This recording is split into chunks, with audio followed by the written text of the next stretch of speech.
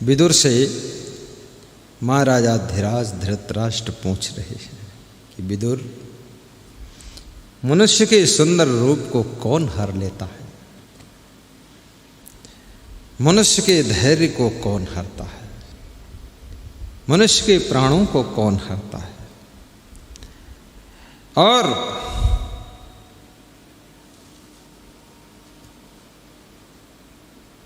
मनुष्य के धर्माचरण को कौन नष्ट करता है? और मनुष्य की लज्जा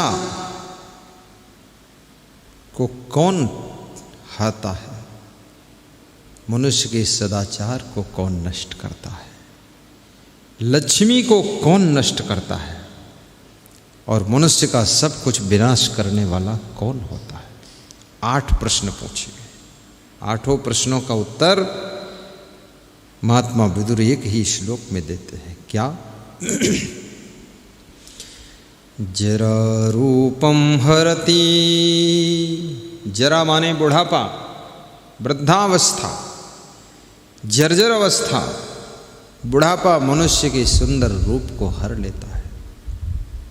जो लोग बचपन में बहुत सुंदर दिखाई देते हैं, जवानी में चमकते दमकते हुए उनके चेहरे दिखाई देते हैं, वही भी जब 80, 90, 95 साल के हो जाते हैं तो उनकी सुंदरता सब समाप्त हो जाती है। रप्पल हो जाते हैं, गाल गड्ढे में चले जाते हैं, चमक चली जाती है और सुंदरता को बुढ़ापा हर लेता है। इसलिए साधना से रहिए, संयम से रहिए, भोजन कम कीजिए, पाचन तंत्र को सही रखिए, व्यायाम कीजिए, मेहनत कीजिए, कठिन परिश्रम कीजिए और हल्की फुल्की आयुर्वेदिक दवाइयों का प्रयोग भी करते रहिए ताकि आपका शरीर बूढ़ा ना हो। ब्रह्मचर्य का पालन कीजिए, अधिक लंबे समय तक बुढ़ापा ना आए, युवावस्था बनी रहे और आपका शरीर सुंदर रहे। चिंता करने से भी मनुष्य बहुत जल्दी बूढ़ा हो जाता है, टेंशन करने से बहुत जल्दी वृद्धावस्था आ जाती है। इसलिए चिंता और टेंशन वाले कार्य भी मत कीजिए, और संघर्ष जीवन में आए तो भी चिंता टेंशन मत कीजिए। उचित कर्तव्य का पालन कीजिए, ये छोटे कार्य कीजिए, घबराइए मत, हिम्मत हारिए मत। जो भी विनाश होना है तो होगा ही, उसको कौन रोक सकता है? 56 करोड़ यादवों का विनाश हो गया, कौरवों का विनाश हो गया, इसको कौन रोक सकता है? उसकी चिंता करने से भी क्या फायदा है? जरा रूपम हरति धैर्यम आशा, आशा धैर्य को हर लेती है, धैर्य का विनाश करती है। यदि आप कोई आशा लगाकर बैठे हैं, आशा पूरी नहीं जब होती है, या आप देखते हैं आपकी आशा पूरी होने वाली मेरी नहीं है, तो आपका धैर्य टूटने लग जाता है। इसलिए धैर्य को हरने वाला कौन है? तुम्हारी आशा है। इसलिए कृष्ण सिखाते हैं कि अपेक्षा रहित रहो, आशा रहित रहो, कर्म तो करो, निष्काम कर्म करो, कामना मत रखो फल की, तो आप सुखी रहोगे, आपका धैर्य नहीं टूटेगा, ढाढ़स बंधा रहेगा। मृत्यु प्राणान, और मृत्यु प्राणों को हर लेती है। जब मौत आती है, प्राण पखेरु उड़ गए। लोग कहते हैं अभी तो प्राण थे शरीर में, सांस ले रहे थे, दम चल रहा था, अभी अभी तो इनका प्राण निकल गया। तो किसने निकाला है? मृत्यु प्राणों को हर लेती है। धर्मचर्याम असूया, और दोष देखने की आदत, ये तुम्हारे धर्माचरण को हर लेता है। दोष देखने की आदत, जो दूसरे में तुम बुराई ही देखते रहोगे तो तुम धर्माचरण नहीं कर पाओगे, तुम खुद ही बुरे बहुत हो जाओगे। दूसरों में गुण भी देखिए, उनकी अच्छाई भी देखिए। कामो हिर्यम, और काम वासना, ये मनुष्य की लज्जा को खत्म कर देता है। लाज नहीं रह जाती कि हमें क्या बात करना चाहिए कि नहीं करना चाहिए, यहाँ बैठना चाहिए कि नहीं बैठना, इसके पास खड़े होना चाहिए कि नहीं होना चाहिए। काम वासना के चक्कर में पड़ करके आदमी निर्लज्ज हो जाता है, लज्जा छोड़ बेशरम हो जाता है। इसलिए काम वासना पर नियंत्रण रखिए।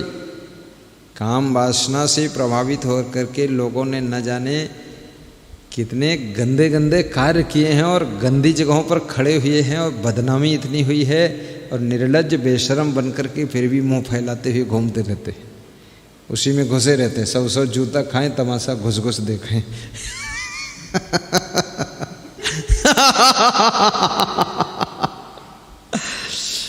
तो कामो हिरियम वृत्तम अनारि सेवा, और नीच पुरुषों की सेवा, भ्रष्टों की सेवा, ये हमारे सदाचार को हर लेता है। गलत आदमी की सेवा करोगे, नीच की सेवा करोगे, भ्रष्ट की सेवा करोगे, चरित्रहीन की सेवा करोगे, तो आप भी सदाचारी नहीं रह पाओगे, आप में नीचता आ जाएगी धीरे धीरे उसकी सेवा करते करते। इसलिए सेवा महान पुरुषों की करना, श्रेष्ठ पुरुषों की, दिव्य पुरुषों की, संत पुरुषों की, पवित्र पुरुषों की सेवा करना चाहिए। जैसे अभी सेवा के लिए भेरा राम चौधरी, परम भक्त श्री भेरा राम चौधरी, विशाखापट्टनम जालोर वाले, उन्होंने श्री नाथूराम चौधरी, श्री रमेश चौधरी, श्री संतोष वैष्णव के माध्यम से एक बोलेरो पिकअप भर के लाए हैं। 30 से 35 कुंटल गेहूं है, ज्वार है, बाजरा है, जौ है। और इतना अच्छा, मेरी उनसे चर्चा हुई थी श्री भेरा राम चौधरी से, तो मैंने बताया था उनको कि ये 4-5 चीज़ें मिला करके आटा बना करके रोटी में खाता हूँ, तो उन्होंने उसको 35 कुंटल भेजा है कि सब संत लोग खाओ, जो भक्त है उसको भी खिलाओ। और साथ में काजू, बादाम, अखरोट, पिंड खजूर बिल्कुल ताज़ा पैक करके भी भेजा था। संतों को मैंने वितरण किया, सबको प्रसाद बटा, गुरुदेव ने भी ग्रहण किया, मैंने भी थोड़ा ग्रहण किया। बहुत बहुत धन्यवाद श्री भेरा राम चौधरी जी को। और जो लोग ये सामान लेकर आए हैं इतनी दूर से, हजारों किलोमीटर से, उनको भी हम आशीर्वाद देते हैं। रमेश चौधरी ये बैठे हुए हैं काली शर्ट पहने, संतोष वैष्णव जी ये सफ़ेद ड्रेस में, और ये नाथूराम चौधरी जी ये जो सफ़ेद बुशर्ट और काली पैंट, और इन्हीं के रिलेशन में इनके मिलने वाले, और ये उनके कार्यकर्ता जो कि इतनी दूर से लेकर आए, बहुत बहुत धन्यवाद है। भेरा राम चौधरी आप महान हैं, आपने जो अपनी सेवा भेजी है, अन्नदान की, राशन की, ये सेवा पवित्र पुरुषों की सेवा होगी। इससे संत पुरुषों का भंडारा होगा, आने वाले पवित्र भक्तों का भंडारा होगा। आपका भंडारा, इसको हम धुलाकर, सुखाकर और बढ़िया पीस कर, आश्रम में पीसने की, आटा बनाने की मशीन भी है, और सबको रोटी खिलाएंगे, पूड़ी खिलाएंगे, और सब लोग ग्रहण करेंगे, और आपका बहुत बड़ा पुण्य होगा। बहुत बहुत धन्यवाद, शुभकामना। ऐसे बहुत बड़ा तुमने दान किया है, हम लोग खुश हो गए हैं। भेरा राम चौधरी जी को हम आमंत्रित भी करते हैं, हमारे आश्रम भी आइए। ये लखीमपुर खीरी उत्तर प्रदेश, आश्रम नेपाल बॉर्डर पर है। हमारे पूज्य गुरु श्री क्षमादेव जी का दर्शन कीजिए, और मैं भी आपके जालोर भी पधरौनी आऊँगा, और आपके विशाखापट्टनम में भी आऊँगा। कोरोना मुक्त होने पर फट से मैं हवाई जहाज़ से उड़ के आ जाऊँगा, और आप हमको हवाई अड्डे से ले लेंगे, और फिर वहाँ भी आपका भोजन भंडारा करेंगे, सबको दर्शन प्रसन्न होंगे, आनंद आ जाएगी, साहिब बंदगी। तो ये सदाचारी पुरुषों की सेवा करना चाहिए, महान पुरुषों की सेवा करना चाहिए। नीच पुरुष की सेवा, भ्रष्ट की कभी नहीं करना चाहिए, उससे अपना भी सदाचार नष्ट हो जाता है। क्रोधाश्रियम, और लक्ष्मी को हरने वाला क्रोध है। जिसको क्रोध बहुत आता, गुस्सा बहुत आता, उसके पास से लक्ष्मी रूठ कर चली जाती है। इसलिए क्रोध को कंट्रोल करो, क्रोध को बस में करो, गम खा लो, संतोष कर लो, सह लो। कभी अनुशासन करना पड़े तो टाइट अनुशासन कर दो, लेकिन फिर शांति से रहो। हर समय गुस्सा में रहना, क्रोध करना, नाराज़ रहना, नाराज़ होकर के भाग जाना, घर में ना आना, इधर उधर घूमते रहना पागल बन करके, और फिर संगठन में न रहना, क्रोध दिखाना, ये सब तुम्हारे पतन के लक्षण हैं। निर्धन हो जाओगे, गरीब हो जाओगे। क्रोध लक्ष्मी को हर लेता है। श्रियम, क्रोधः श्रियम शरभमेवाभिमाना, और मनुष्य का सब कुछ नाश करने वाला मान सम्मान धन दौलत सब कुछ नष्ट करने वाला अभिमान है। इसलिए अभिमान को त्याग करिए। देखिए रावण अभिमान किया, 1 लाख पोत 1.25 लाख नाती ता रावण घर दिया न बाती, सोने की लंका जलकर राख हो गई। रावण का भाई कुंभकर्ण भी मारा गया, उसका बेटा अक्षय कुमार और उसका बेटा मेघनाद, ये सब मारे गए।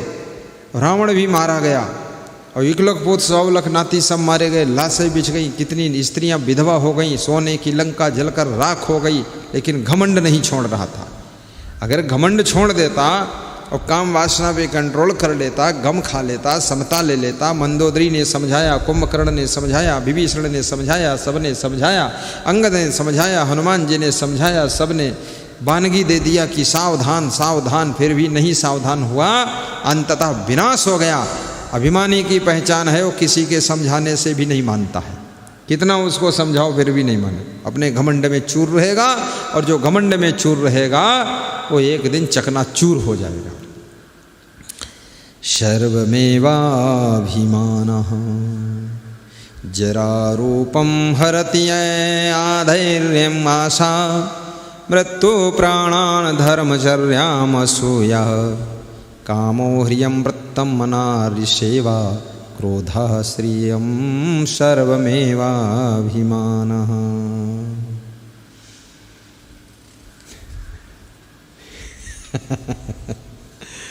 ये विदुर नीति का श्लोक था जो कि मैंने आपको श्रवण कराया। और दूसरा श्लोक भी आज आपको मैं बताता हूँ। त्यजेत कुलार्थे पुरुषं ग्राम सार्थे कुलम त्यजेत, ग्रामं जनपदस्यार्थे आत्मार्थे पृथ्वीं त्यजेत। अगर विदुर जी कहते हैं आपके कुल कुटुंब परिवार की रक्षा हो रही है तो एक मनुष्य को त्याग कर दीजिए, पूरे कुल का कल्याण कीजिए। और यदि गांव की रक्षा करनी है उसके लिए अपने कुल परिवार का स्वरत छोड़ दीजिए, देश की रक्षा के लिए गांव का स्वरत छोड़ दीजिए, और आत्मा के कल्याण के लिए सारी पृथ्वी का भी त्याग करना पड़े तो कर दीजिए।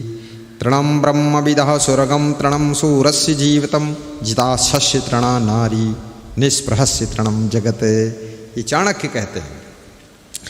त्यजेत कुलार्थे पुरुषम ग्रामस्यार्थे कुलम त्यजेत, ग्रामं जनपदस्यार्थे आत्मार्थे पृथ्वीं त्यजेत। त्याग कल्याण की पूंजी है। इसलिए जिसमें अधिक लोगों का हित हो रहा हो तो साधारण हित को छोड़ दीजिए, आत्मा का कल्याण हो रहा हो तो सब संसार का स्वार्थ छोड़ दीजिए, आत्म कल्याण कीजिए।